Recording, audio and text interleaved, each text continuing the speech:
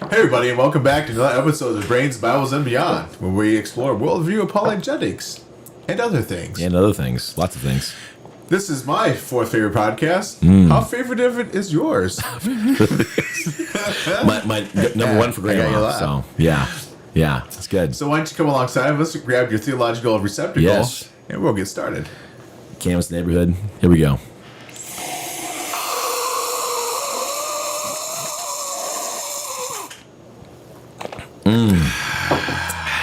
The brew. So right after you get done liking, subscribing, sharing, and commenting, we're going to get started on our first segment. Oh, goody. Stump the Theologian, It's always a little scary. starring Joel Willoughby and my favorite daughter, Elizabeth. Yay! All right, let me shake up. All right, I'm ready. Kind of.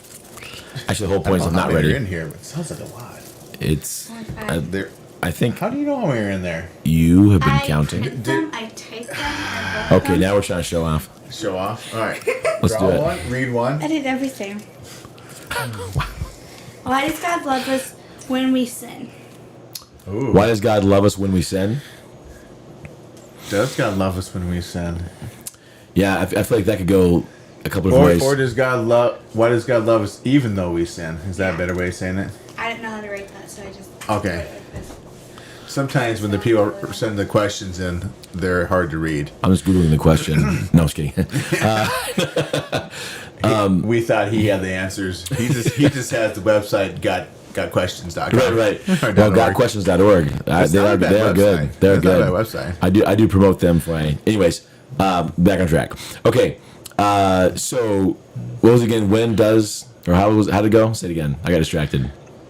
Why does God love us Even though we sin. even though we sin. Yeah. Okay. Beautiful. some more than others? Let's just stick wait, with that the. part wasn't part of the let's stick with the question. question. What I like to do, you really need to show what the biblical standard of love is. So sometimes the question is confused because we have a more cultural understanding of love, and so like a Disney version of love, kind of a thing. And it's So infatuation. the fluffy stuff, you know, Not that. like Little Mermaid is sitting on the rocks, not speaking. I think we're referring more to like the love of Jesus dying on the cross for me. Yes. Well, I have First John Real 4 love. up. That's what I looked up. Real First John love. 4. So the illustration I use to explain love, because you can say a lot of things, right? Is I'll cut it really short. So I'm talking with somebody. They order a fish dinner, and I say, "Why did you get the fish dinner?" And they say, "Oh man, I love fish." And then I disagree. This is the short version of the illustration, and I disagree and say, "No, if you loved fish, you wouldn't have it yanked out of the water and fried in oil." You see, that's kind of the punchline. They love the taste of fried fish. Well, what it is they love what the fish does for them. That's the idea. It's the taste buds. Hey, if she's talking, she needs that mic. You have something to say? Like, you- because it feeds, like, just keep it here. Close sounds better, but feeds them. You said feeds them. So yeah, the taste buds. I love how it makes me feel. It tastes good. It feels good in the belly. It warms me. It feels for those that like the fish and everything. You know, It makes you me know. throw up, so.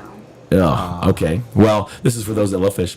But see, in English, we only have one word for love. And so that's a little confusing because it's like I love grandma, I love my wife, I love my child, I love my dog, I love hot dogs, right? Not the same thing there. But, there's all those different kinds of loves. I think that's why guys have trouble saying I love you to each other, even though biblically we are to love each other, right? And so we usually say, I love you, man. I love you, bro. Something like that. It takes the sting out of it. So because it's like you say, I love you to my wife, and then it's like, it seems awkward to us, but a biblical love. So the idea is this: love is sacrificial. It's a one-way street. Things like that. Yada yada yada. Okay. He loves us even though we sin because he actually loves us. That's the short answer right there. So it's that biblical standard of what love really is. And so then we think, well, the love of God is so vast. How could we ever really comprehend it?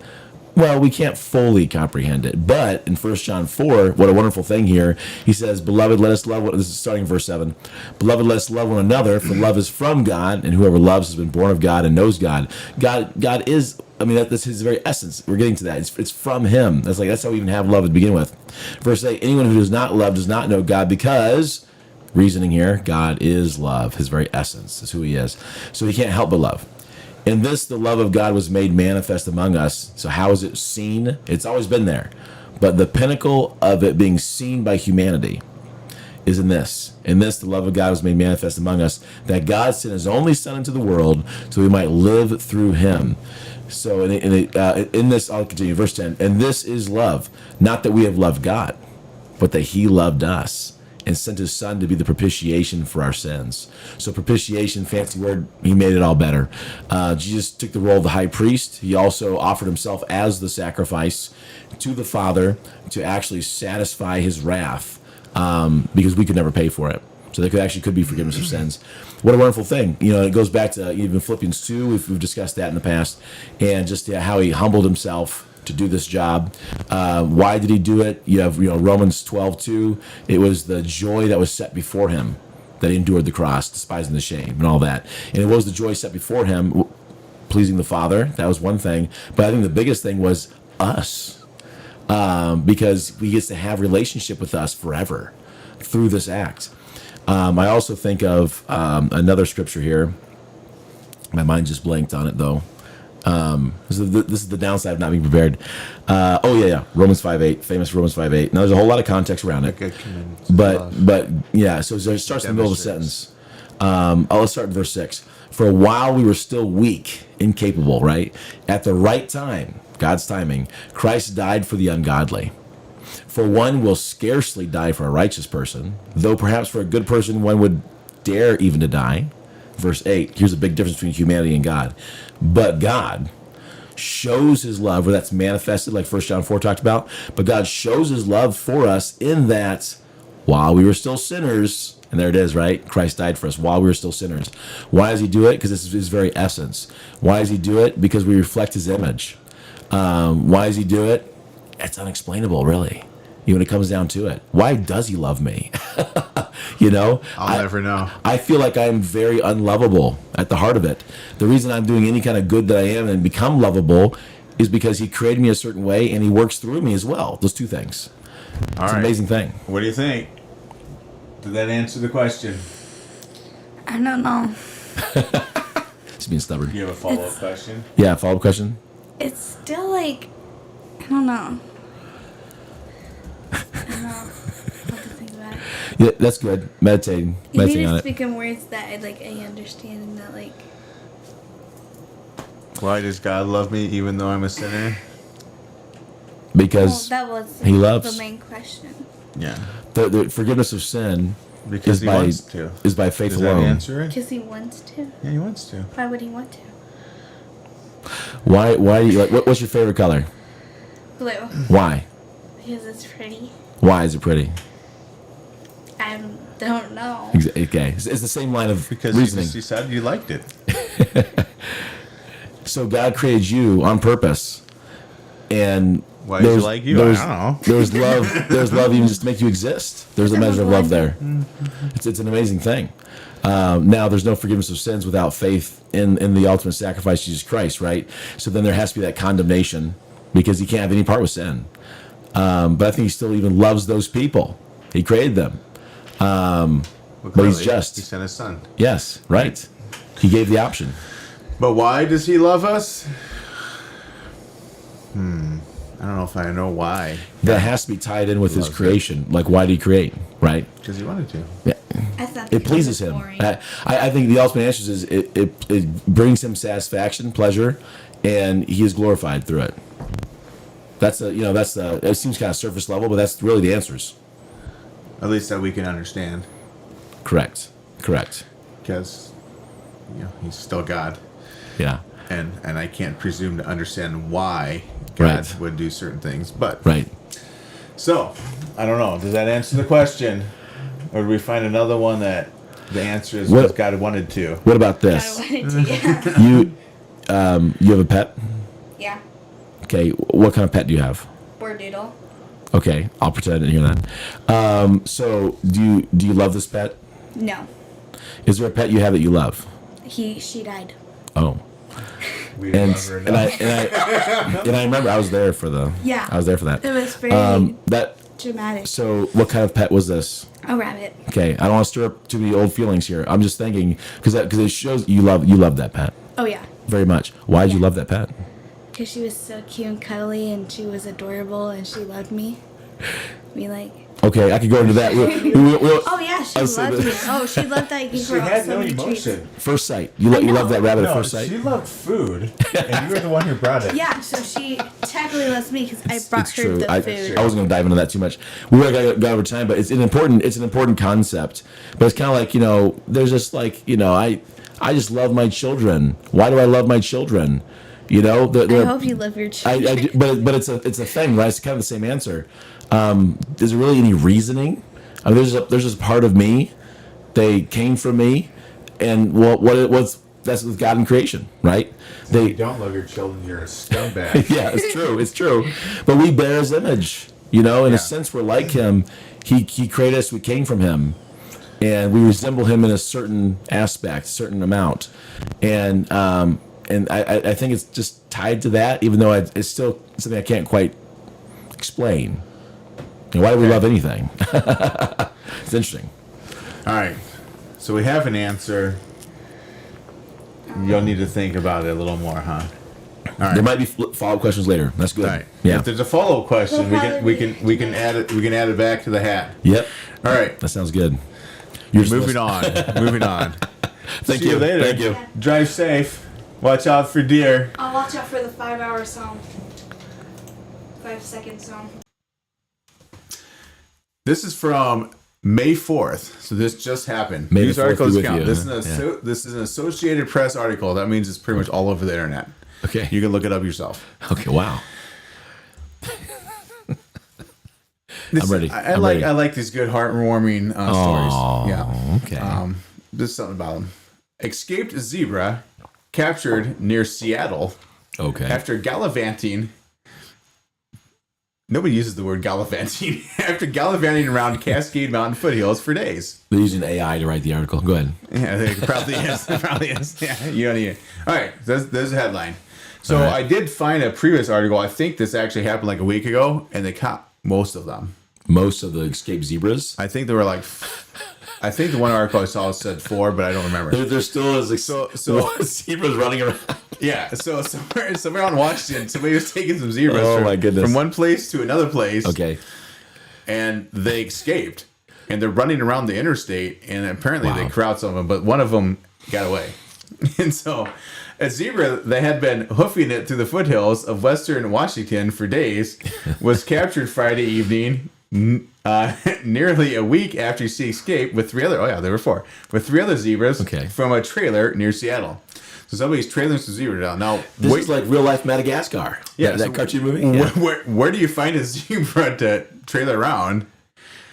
Because this is America. Like we don't have a lot of zebras roaming wild. Anyway. Well, not wild, but yeah, all the zoos. Well, right? we There's do tons of now. them. Yeah. But we got some running wild now.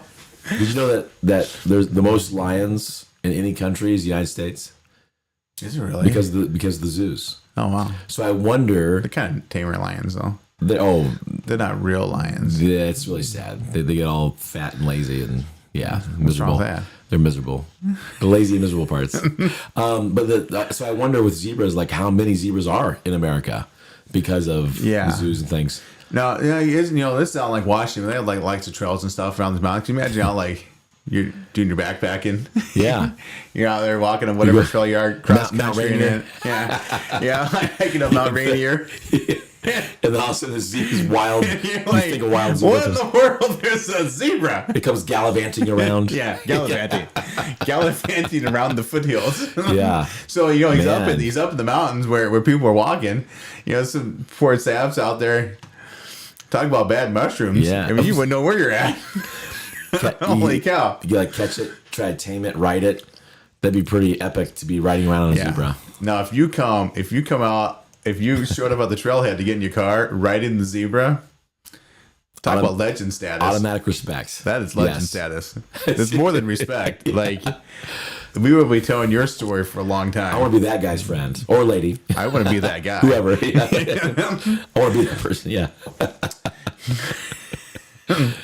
Local residents and animal control officers corralled the zebra named Shug in the community of Riverbend, about 30 miles east of Seattle. So he's taking a trip then.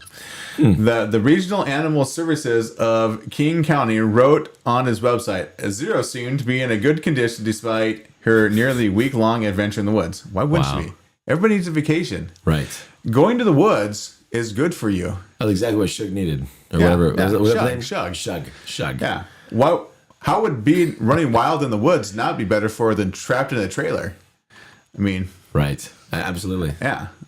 Surprise! Hey, the animal liked being Or if outside. it made some new friends, or Yeah. would they get along with deer? I wonder. I don't know. What will be funny? Too bad this wasn't a male.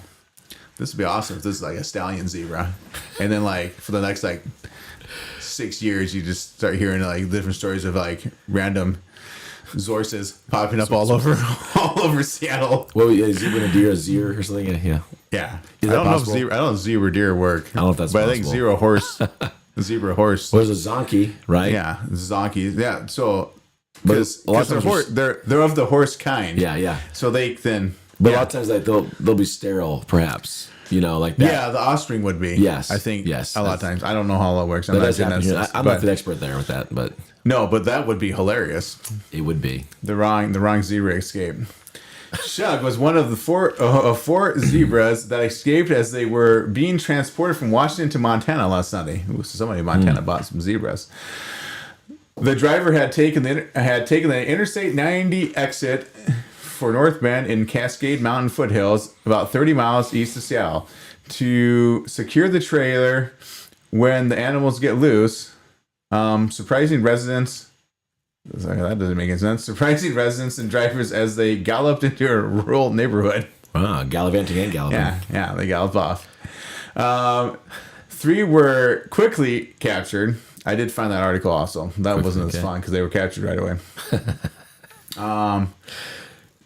One was rounding the bases at T-Mobile Park, home of the Seattle Mariners. Wow. That's something. All right, 3 were quickly captured after being corralled in a pasture, but the 4th, a mare who was initially dubbed Z, hopped a fence and disappeared. Shug's adventure quickly captured public attention, spawning social media memes that placed the animal everywhere, from riding a ferry across Puget Sound. Oh, The Puget Sound. Puget Sound, I don't know what that is. To It's rounding the big bases. body of water in Oh, the so middle. they really didn't round the bases. That's why he faked that. Okay, that So would be like, more funny. you have like Seattle, you go around the Sound. There's a huge body of water. I've never been to Yeah. Seattle. That's I have no idea. I just know it's It's actually beautiful It's a lot that of way. times when it's not rainy and there's really beautiful like weather. twice a year. Well, there's different sides of the Different yeah. sides of rain.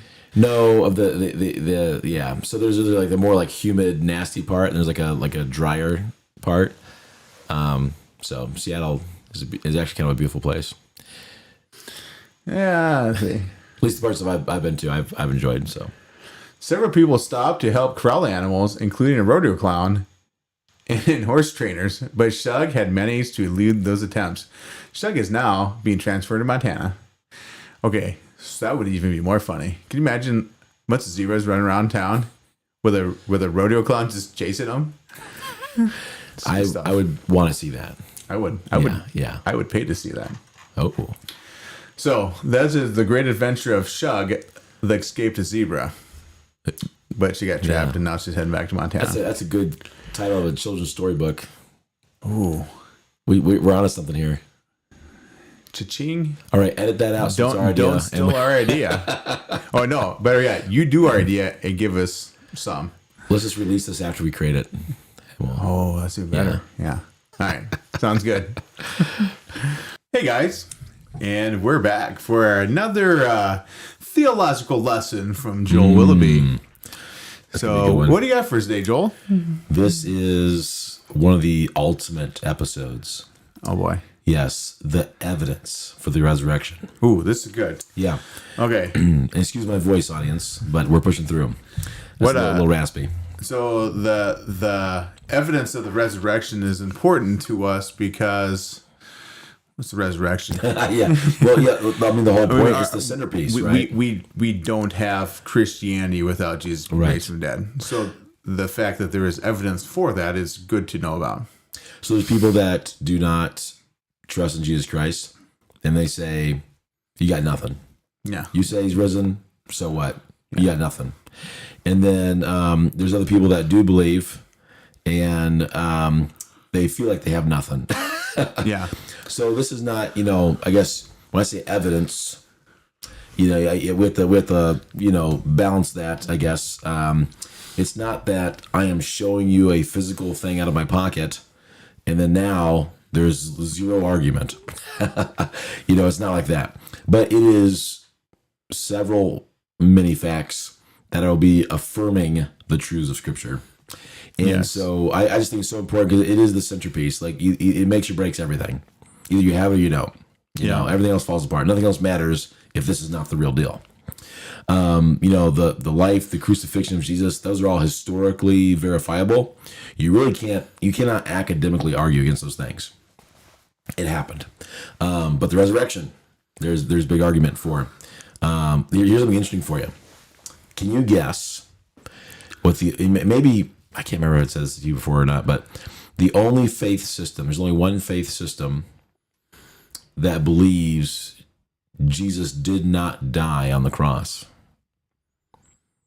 Ooh. Can I guess It's a major faith system. Yeah, and this isn't saying like that he's God or anything. They don't believe he died. A lot of them believe he died or know he died. It's like, in other words, like they swap places with Judas real quick. Yeah. Or passed out and then revived in the tomb. I don't think I could guess. Lots of other Islam. Okay, they don't believe he died, huh? Right. Really? Yep. Even though it's like a verified fact. Well, there's more and more that are coming out and saying, you know what? Maybe he did. And I started to ask the question, why? It's really good. Okay. But at large, that's the truth. Okay. Then, of course, the only faith system that believes Jesus Christ bodily rose from the tomb, that's us. Christianity. Yes. So, one big point before we get to the affirming stuff, because this is so linked. We do not have blind faith. And I know we've mentioned that before, different times, but we do not have blind faith. There is a reality of faith. It's not all just 1 + 1 = 2 right in front of you. This is a stick because you're holding it, kind of stuff. Yeah. There's faith involved. Hebrews 11:1, right? It's the confidence. Yeah, there is faith. Absolutely, there is. What is faith? I think the most simple definition that I like, when the person and Word of God are presented truly, then in your heart of hearts, you just go, yeah, I believe it. It's true. That's it. Yeah. It's a positive response to the person and Word of God. Even when Israel was worshiping false gods, God said they were faithless. Well, it took faith for them to worship the other gods, right? The way we talk. But, that kind of biblical idea. Okay. So there's faith involved. But we're going to use some logic and reasoning today. And that could take you down the path quite a bit, but the finish line is only crossed by faith. Okay. Well, yeah, so Ephesians 2:8-9, Romans 4. That was too quick. Rewind it. Those are good places to show that justification by faith alone. Grace alone, faith alone. Okay. Miracles. I want to touch on those too. That's really important to identify the purpose of miracles throughout Scripture.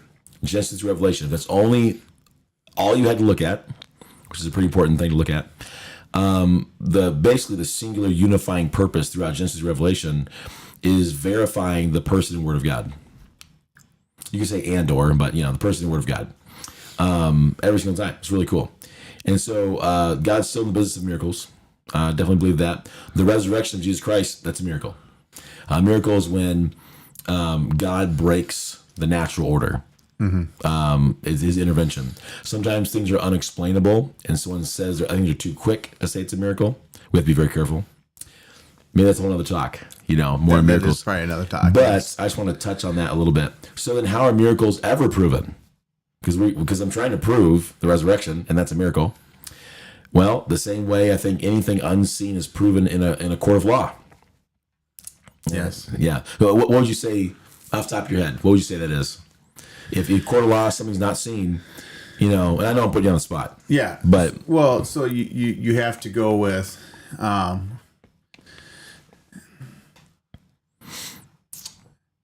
well, you have to go with evidence, but if it wasn't seen, you're not talking about an eyewitness. But in the case of the resurrection, we would have eyewitnesses of people who saw Jesus afterwards, their testimonies. So I went I didn't see it, but there were eyewitnesses who saw him after the resurrection, and so you have to go off of testimonies. And I put my first one, credible eyewitnesses. Yeah, and so that's what you have in a court of law is you have testimonies that the judge, the jury didn't see it happen, right? But there were people who did, and you bring them in, and they all may have a different perspective, but do the stories line up? Yep, put it all together. And if they do, then kind of start it's pretty cool that we have 4 perspectives, right? Yeah, the Gospels. So because it's one gospel, the gospel, but it's according to Matthew, Mark, Luke, John. Of course, Luke's the historian. He collected the accounts. I thought he was a doctor. He's both. Yeah. So then he's a doctor of history. You already mentioned evidence. So credible evidence. Yes. So credible eyewitnesses, credible evidence. And then I have one more, which is, goes without saying a little bit, but the employment of logic and critical thinking. Ooh. Yeah, we have to use that. We don't always have that anymore. It's still there. It's just not as popular. Well, some people claim they have it, but they really don't. Correct. Because they just use it to try to prove the point they already believe. They're not actually using real logical thinking. Correct. They just, I believe this, so I'm going to come up with my own lie to try to prove it. But they haven't really thought through logically, but they say they did. That's typically mostly how it's used today. I have this whole presentation on, I mentioned logic and things. Actually, maybe next time we record, maybe I'll bring that along. We'll see. Bring it along. All right, so now the main event. Okay, the main event now. All right. So evidence for the resurrection. Yeah, what's the evidence? Okay. First big thing I have, you might laugh, okay? The tomb was empty.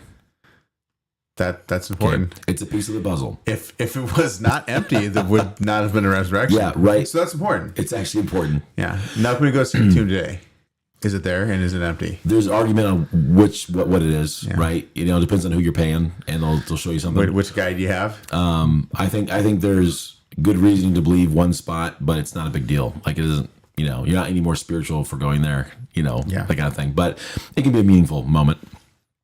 Anyways, the first thing, you got to think about how many people were invested in the idea that he's going to stay dead in that tomb. Powerful people. There are some powerful people. Yes. So the first thing objectors would do naturally with this kind of an accusation that he's risen is they would produce the body of Jesus. Yeah. That would shut it down really quick. Yeah. Hey guys, look, he's still here. All right, never mind. Right? You got us. It's so simple. Yeah. But it's true. The local authorities of the Roman government. Remember, this is actually really important. So first off, Rome wasn't scared of anybody. They were powerful. Yeah, they were.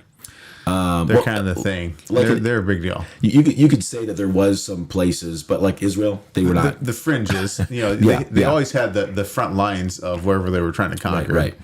But Israel had already been conquered. Rome was kind of a big deal in the first century. In case you didn't know out there, right? Okay. About history. So this would be squashed, as quickly as possible because they don't want to revolt. They want to maintain order. That was very important to them. Do you remember Pilate? What he made sure was written on that cross. Jesus of Nazareth, the King of the Jews. Very good. In multiple languages. Jesus of Nazareth, King of the Jews, Aramaic, Latin, and Greek. Those 3. That's John 19. Actually, I want to read that. John 19, 22. I'm going to go there real quick. I won't read necessarily everything that I'm going to have, but I'll read this. Okay, John 19, starting 19. Pilate also wrote an inscription and put it on the cross. It read, Jesus of Nazareth, the King of the Jews. Many of the Jews read this inscription, for the place where Jesus was crucified was near the city. And it was written in Aramaic, in Latin, and in Greek. So the chief priests of the Jews said to Pilate, "Do not write the King of the Jews, but rather, this man said, I am the King of the Jews." Pilate answered, verse 22. What I wrote, I wrote. Well, what I've written, I've written, right? Yeah, exactly. So, the king, that's a big deal. There is no king but Caesar, right? Yeah. Yeah, that was a big deal. And so, this guy, if he's risen, that means people are going to be following a new king. So you better believe Rome would squash this real quick. Pilate, he kept this up contrary to the demands of the chief priests. He's like, no, I don't care. I'm doing it. Yeah. I'm going to show you your king. He's getting killed. Yeah. And anyone else brings their king, they're going to get killed too. You got any more kings? Yeah. We'll take them. Let's do it. So the Jewish authorities, the Jewish authorities, largely unbelieving. Okay. Now there was some that came out and believed in. There were a few that did. Yeah. But as a whole, they were criticized by Jesus because of their unbelief. They would want to see this thing. They want to prove this is fraudulent. This is just some hoax. Okay. So Matthew 27. Go to Matthew 27 and look at a couple of verses there, starting in verse 62. You need me to read any of these? All right, I'm already at this one, but I'll get you the next time. The next day, that is, after the day of preparation, the chief priests and the Pharisees gathered before Pilate and said, Sir, we remember how that impostor said, while he was still alive, after 3 days I will rise. Therefore, order the tomb to be made secure until the third day, lest his disciples go and steal away and tell the people he has risen from the dead. And the last fraud will be worse than the first. And of course, Pilate says, go ahead, do it. You got to guard his soldiers. Gave him some. Yep. Gave him some dues to seal the tomb. Made sure. The wax seal. We know someone broke that seal. Nobody's getting in, but they didn't know about getting out. Yeah, it was a shame they did not believe. I think some did after, maybe. I would venture to say that. Yeah, you would consider what your belief system was. You would at least have a talk with somebody, probably. Yeah. And we don't know what the soldiers ended up believing afterwards. We don't, right? But it's pretty interesting. If I start seeing dead guys walking, yeah. Well, I got questions. Now, here's a question to follow up on this, because the tomb was empty. That's the big point. Number one, why was Jesus' body never claimed to be found? No one ever claimed it to be found. And I'm saying look outside of Scripture. No historical writings about. Not that I've ever heard of him to be. There's not. Not that I've read. I've not read everything ever written. There might be something newer. You would think that if there was a claim, you hear all kinds of arguments. Yeah. You think if that claim existed, you would hear that claim. Yes. But it's amazing. I think some people are kind of thinking through their head right now, like, yeah, I've never heard of anything about that. You hear people claim he didn't realize, but you never seen that written down or actually claim that anyone had the body. I think it's really important to focus even on the first century, ground zero. But I'm going to kind of turn to that point later, so I'll hold off on that for a moment. Why was that never a claim? Okay, so instead, what did they claim? What did they claim? You tell me. They claimed he was stolen. Yeah, the disciples stole the body. They stole the body? Yeah. People still use that one today. Yeah. They absolutely do. And they're like, oh, I got a good one for you. They stole it. I want us to think through. Can you turn to Matthew 28? I want you to get ready to read something. Yeah. I can turn. Okay, so maybe we'll read it first, and then I'll use a little sarcasm here in a moment. That's the lowest form of communication. All right, Matthew 28. Matthew 28. Read verses 11 through 15, please. That's a lot of reading. Now, while they were going, behold, some of the guard came into the city and reported to the chief priest all the things that had happened. The resurrection. When they assembled with the elders and consulted together, they gave a large sum of money to the soldiers, saying, "Tell them his disciples came at night and stole him away while we slept." Was this a capital punishment? Yeah. It had to be a large sum of money then. Sure was. And if this comes to the governor's ears, we will appease him and make you secure. So they're aware of this too. We're going to bribe him. You won't be in trouble. Yeah. He can have some money too. Yeah, he got right. lots of money. Yeah. So they took the money and did as they were instructed. And this saying is commonly reported among the Jews until this day. And I will say until this day. Yeah. You know, that was, of course, the time of writing then, but you're right. Yeah. It's still a thing today, which is interesting. And what's really funny is when somebody's like, "Oh yeah, I got a new idea for you." Yeah, right. They snuck in while the guys were sleeping. Still Yeah. I'm like, dude, that's not that. That's not new. Let me walk the audience through how silly this really is. Okay. So you're telling me, kind of a thing. Without okay. sarcasm. Well, That will be difficult. take it or leave it. A group of military trained Roman soldiers who would suffer harsh consequences like death for neglecting their duties all fell asleep. All of them fell asleep and were not woken up by a group of fishermen as they moved the tomb's boulder. Hold on. There's a tax collector.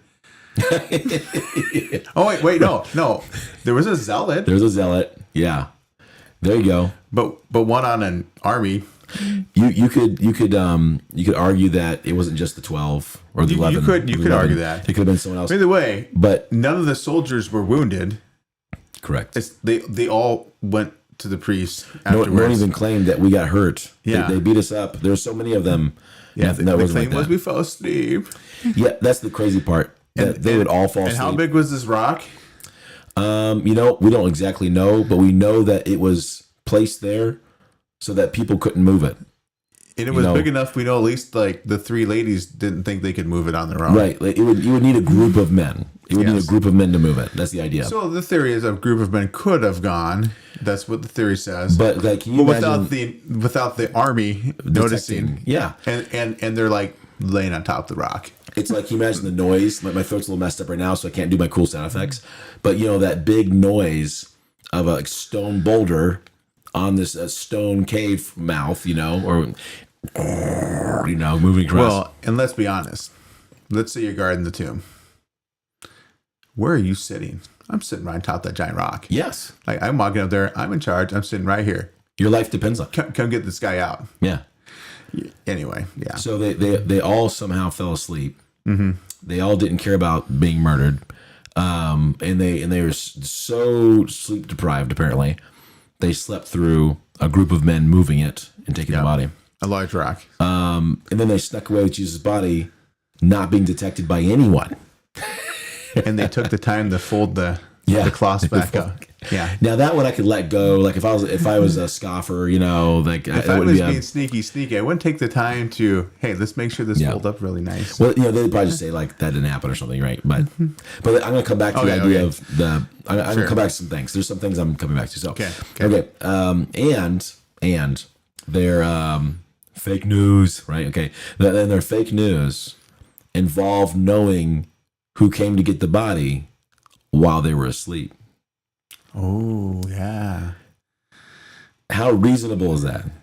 That's not. If you were not. asleep,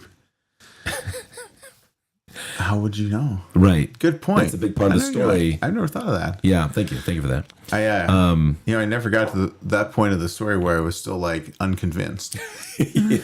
Well, yes. It's just like when we're going through this, we're trying to think to ourselves. One of the things we're trying to think to ourselves is, you know, what's the most reasonable explanation for what's happened in history? Mm-hmm. And right now, this seems pretty unreasonable. Yeah, this is not a good explanation. Right. It's And I'm not just saying that because I believe it's that this happened. Right. Like it's not a good explanation. And anybody being just honest, it's not. Yeah. I mean that takes talk about faith. Yes. You know, Things unseen. talk about miracles. That would be a miracle. It's amazing to me. You know, like, or maybe we should just move on. Okay. But yeah, it's a rough one. Yeah, that was a tough one to It's handle. no court of law that's a good court of law would Could not convict on would that. say, oh man, that makes perfect sense. That's what happened. You know, now, they wouldn't be quick to say he resurrected either, by the way. But No, but we're but this this is just, isn't the explanation. but this is just the beginning of the arguments. So yeah.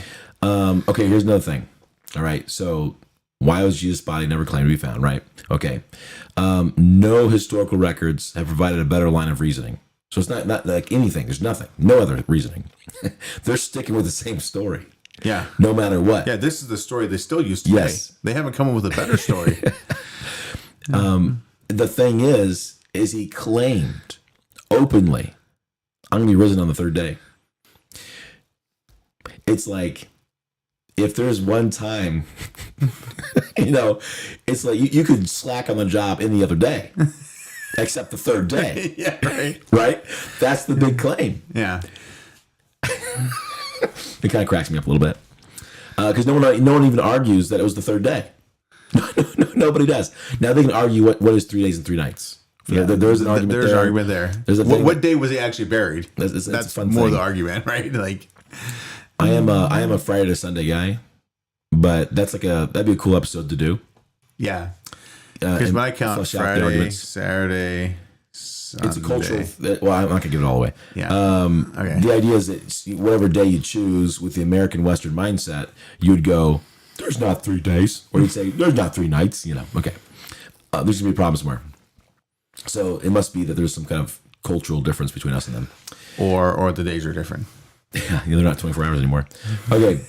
Okay, here's the next thing. I have a whole outline. I'm not gonna give you my numbers.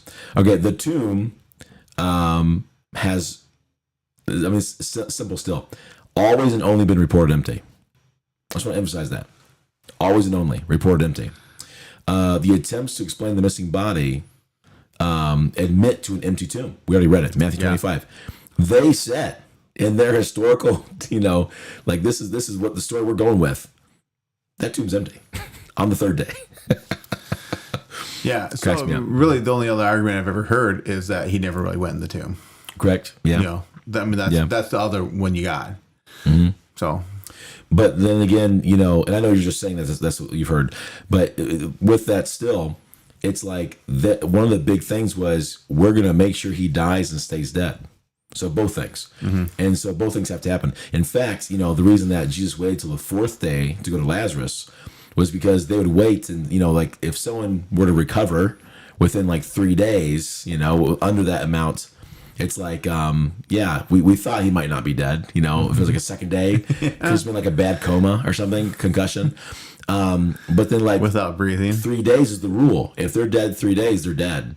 And so he waited till even the 4th day to really show them. Oh, that's just, yeah. Yeah. Lazarus was like, remember, it's like, I like the old King James. It's like, Lord, he stinketh. I just like that. Are you sure? Yeah. Don't open that boulder. Don't open that tomb. Okay. Some first. This is going to be really interesting here. A lot of people don't know about this. Some 1st and 2nd century Jewish writings make the same claim of a stolen body, further clarifying that there was indeed an empty tomb, such as the Toledeth Jesu. I'm probably mispronouncing that, which is a compilation of early Jewish writings. It also historically affirms that scripture narrative. So it's like you've been saying it, but here's the historical record. Okay, and that this has been the story ever since. Okay, now that was one. And they're reporting the empty tomb because they know he was put in there. That's exactly the idea that they stole him off the cross before he was put in there. No, they know he was put in there. That's why they put the guards there, and then there's a historical record that like, hey, there's an empty tomb now. We're not sure how that happened. We think it got stolen, right. But we know he went in there, and we know we closed it. Yes, I didn't put it in this thing, but one of the other points is the Romans had perfected crucifixion. It didn't start with them, but they had perfected this. They were method. good at it. There's no way that they're putting someone already nailed to that cross, even. Or any point in the process, and someone's able to switch them out with somebody else or whatever. No, these are professional executioners. Yes. They know what they're doing, and they know when people are dead. Yep, they checked. They know that they know what they're doing. Yeah. Okay, so then here's my second major point. Women found the tomb empty first. Now, with the American Western mindset, it might be like, so what? Okay, but let's rewind, go back to the 1st century Israel. Okay, so they told everyone, it was widely publicized. They were the first ones. Okay, this was in the same town where he was crucified, by the way. So if this was a lie, this would be the absolute worst place to start. If you're gonna try to pass this off, you would go to like start in Corinth or something. With a dude. Yes, with a dude. I'm getting that, yeah, because the emphasis here is women. Yeah. The search for his body would have been massive. Okay, no one would have believed them. And I guess the main point here, in that time and culture, the witness of women wasn't really credible at all. It was definitely deemed, and no matter what the argument is, it was less credible than a man's testimony. So if they're making up a hoax, why would they make sure this was included in the details? This would not be helping them. Once again, that's what I love about all the details of the event. Is it's all the things you shouldn't do if you're making a hoax.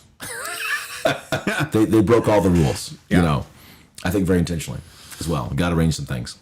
Okay, so if they were making up this hoax, why would they include women being the first people to see it?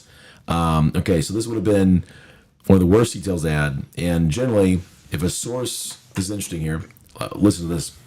If a source admits a fact that is not in its favor, it's genuine.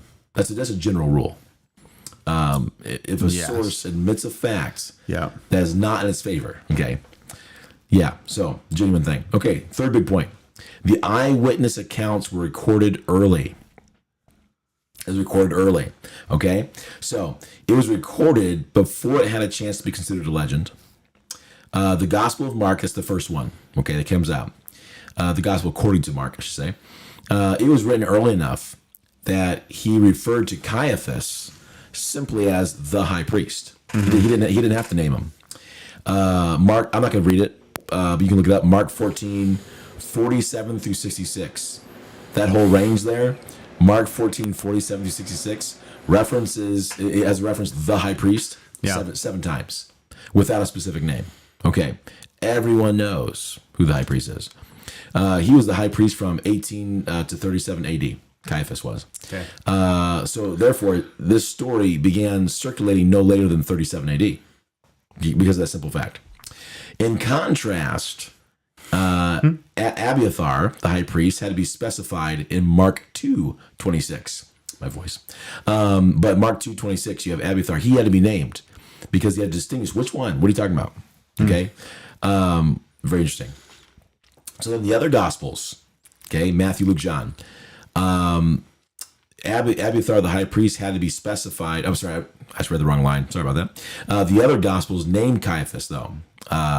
Matthew, Luke, and John. They named Caiaphas because they are written after his term and needed to distinguish between the current and the past high priest. Really interesting stuff.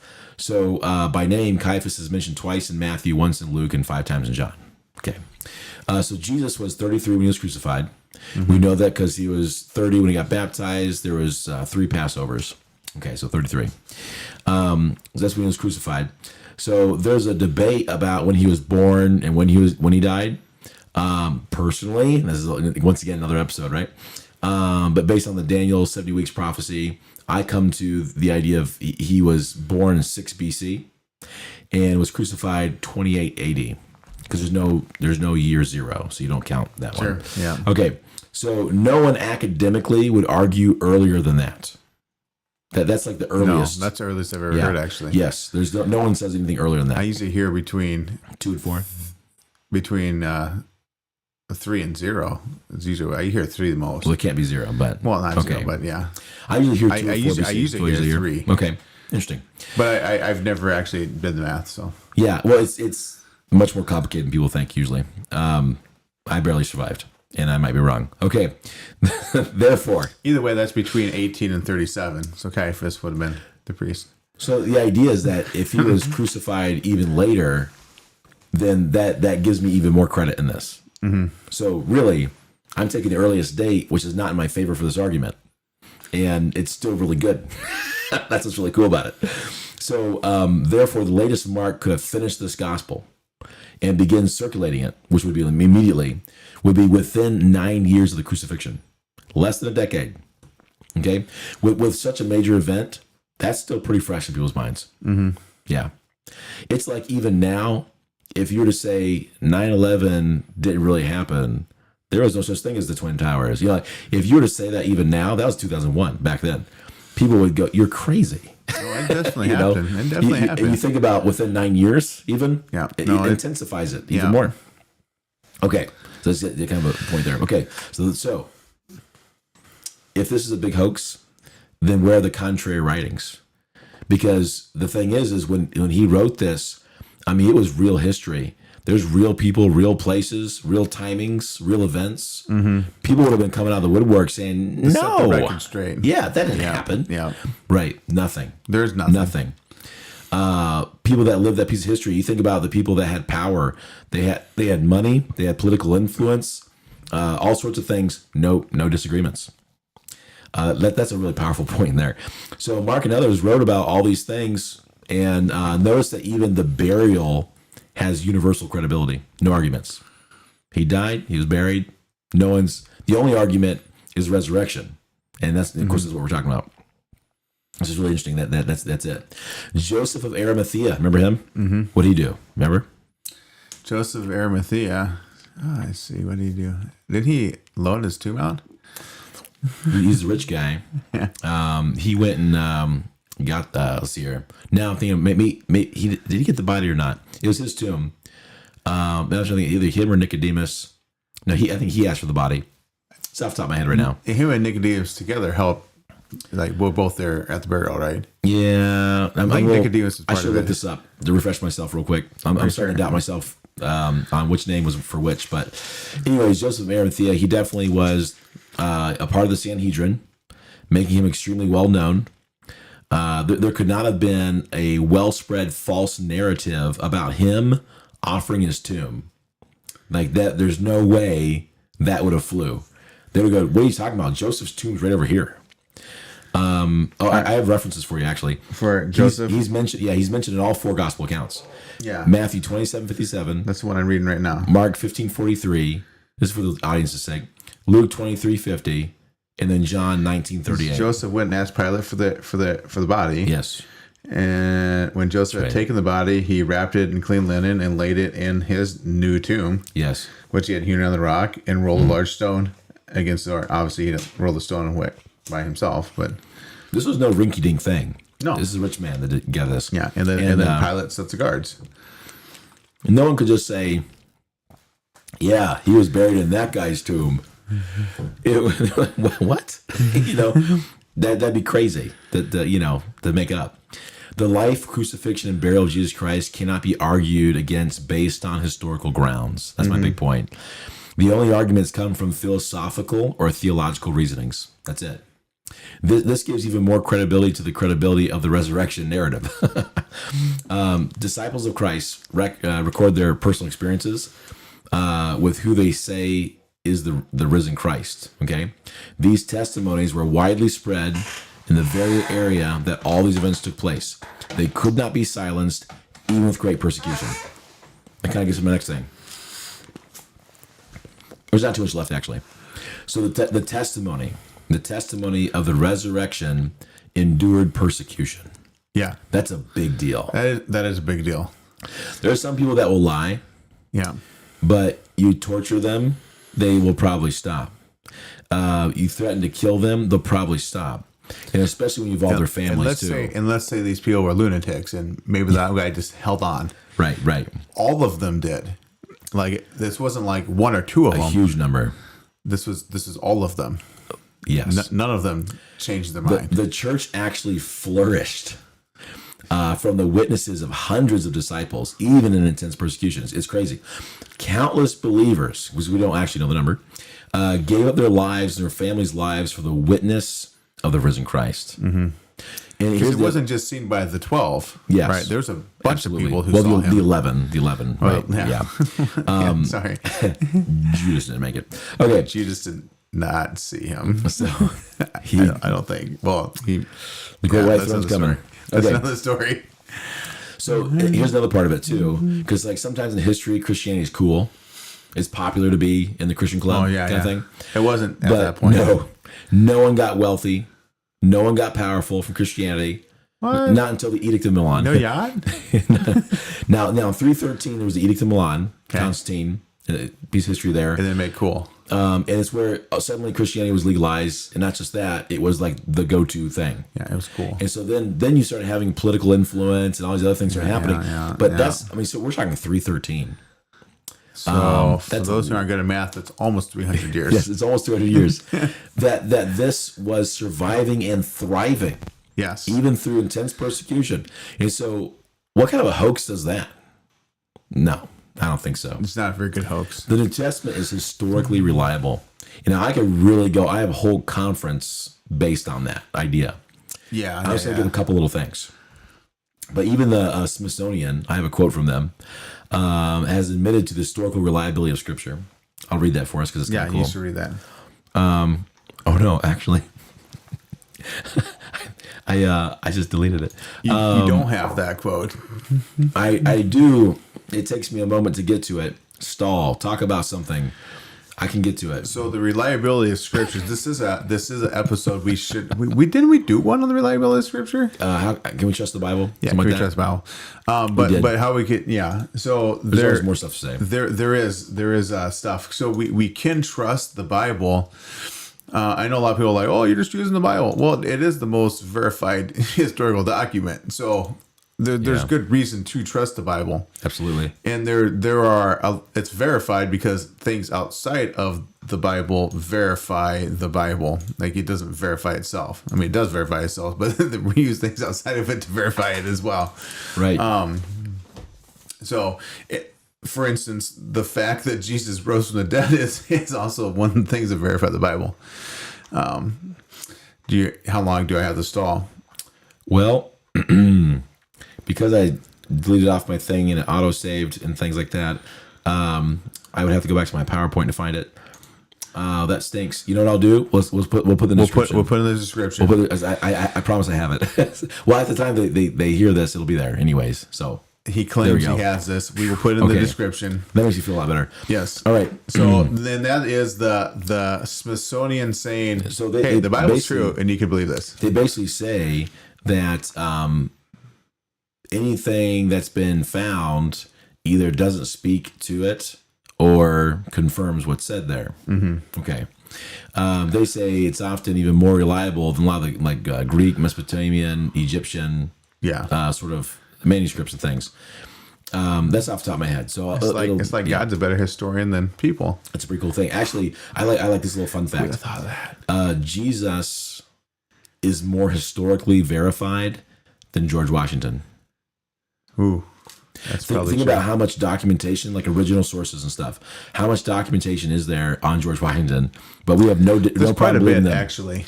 Nothing compared to Jesus. No. Yeah, nothing. No. Not even close. Yeah. And that's and George Washington's way closer to us in history. Like way closer. Yeah. It's interesting. We have no problem believing the facts about George Washington, but it's like Jesus? I don't think so. Look at the history, the documents. I mean, it's crazy. Even the enemies. If you just take what the enemies say about him, you might just believe. Yeah. Okay, let's move on. Okay. There are only three. I mean, this is fun.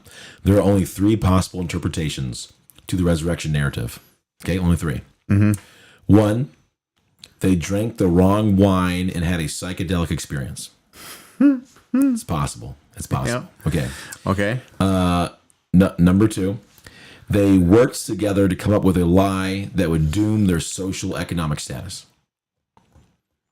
Yeah, that makes sense. Okay. That you'll be put to death for. Persecution. Yeah, it's way worse than just that. Okay. Yeah. Or they told the truth and Christ has risen. Yeah. That's your three options. Which of those is easiest to believe? Right. And it still comes down to a faith.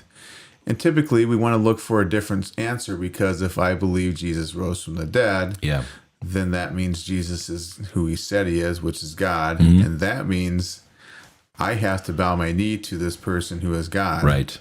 And submit.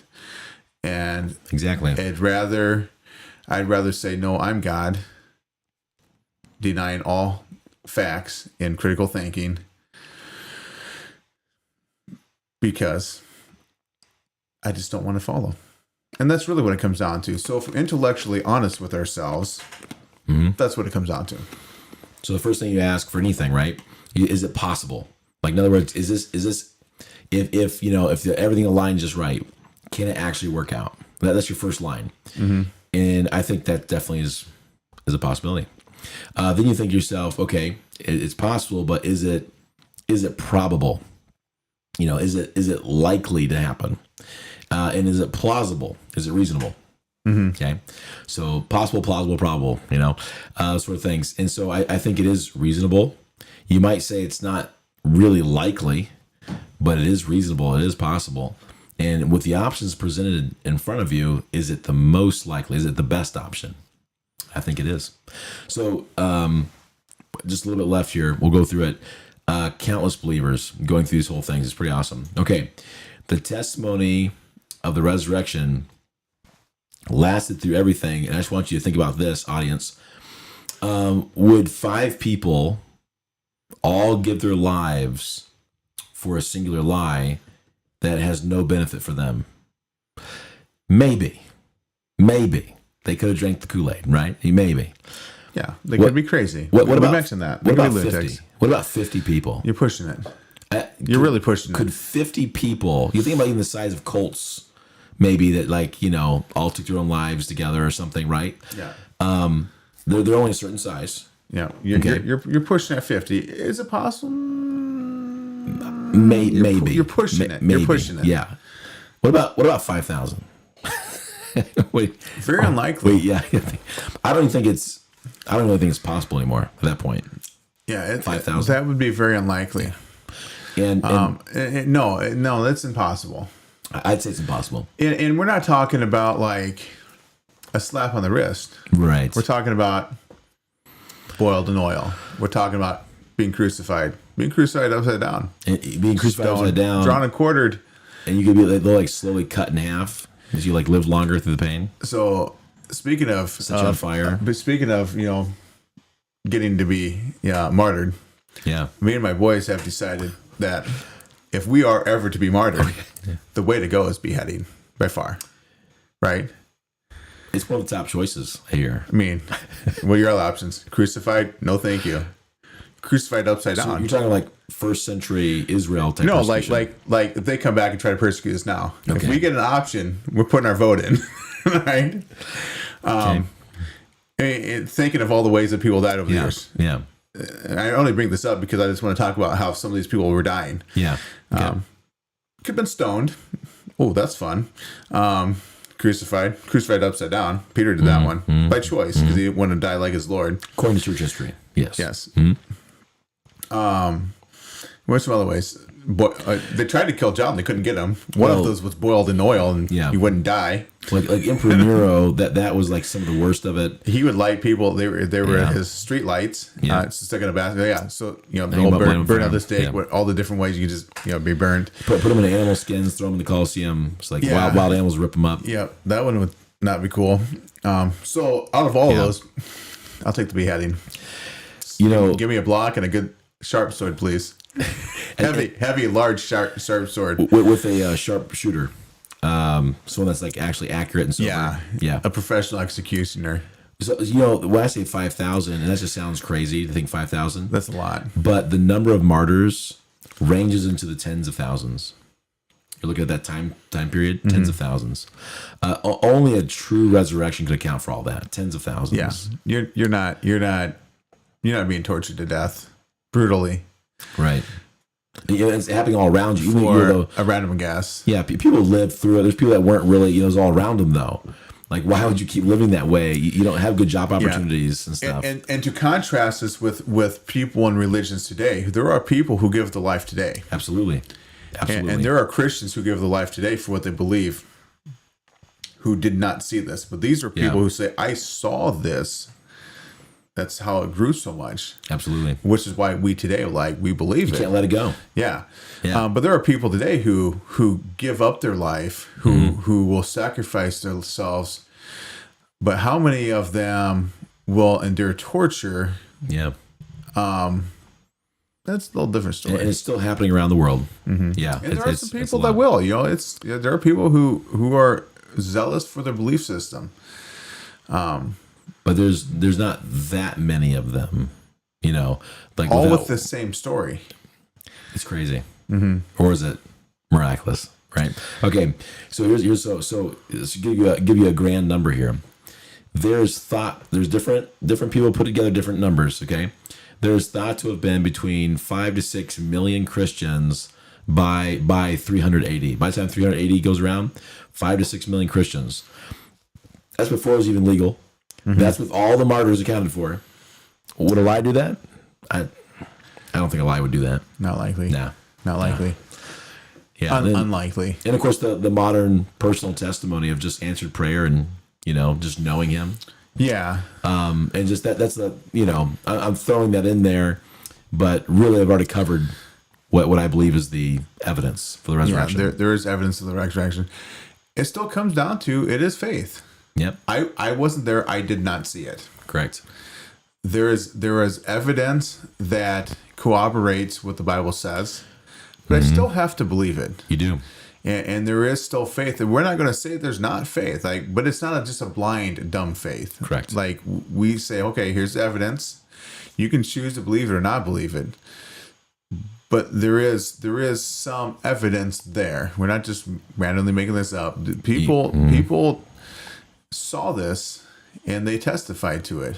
And because of that testimony, we're like, yeah, I choose to believe that. It seems pretty credible to me. Especially when looking at the alternatives, which are just not nearly as credible to me. Correct.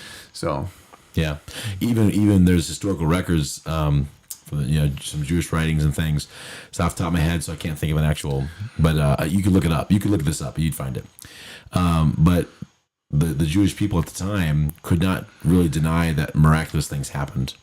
It was too obvious that miracles happened. So instead, they would accuse him of performing magic. yeah. So they couldn't even say that, no, he didn't heal anybody. They had to say he had witchcraft. It was Satan's power. They say things like that. Yeah. He learned it in Egypt as one of the popular things. That got kind of passed down without actually any historical origin.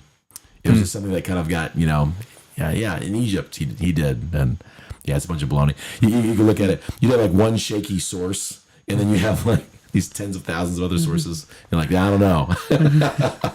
It's amazing. I love it. So anyway, it is not a blind faith, but it is still a faith. And thing to consider. And if you're like, I'm not sure about that, hey, dig into it. Study it out for yourself. Look up these resources. You're not the first person. You're not the first person who's like, I want to know if this is true or not. Absolutely. Dig into it with and just be honest. And look at the sources. Look at the eyewitness accounts. Truly dig in it, and see for yourself what it comes to. So, all right, with that, you guys have a wonderful day. Indeed. We'll see you next time. We'll see you.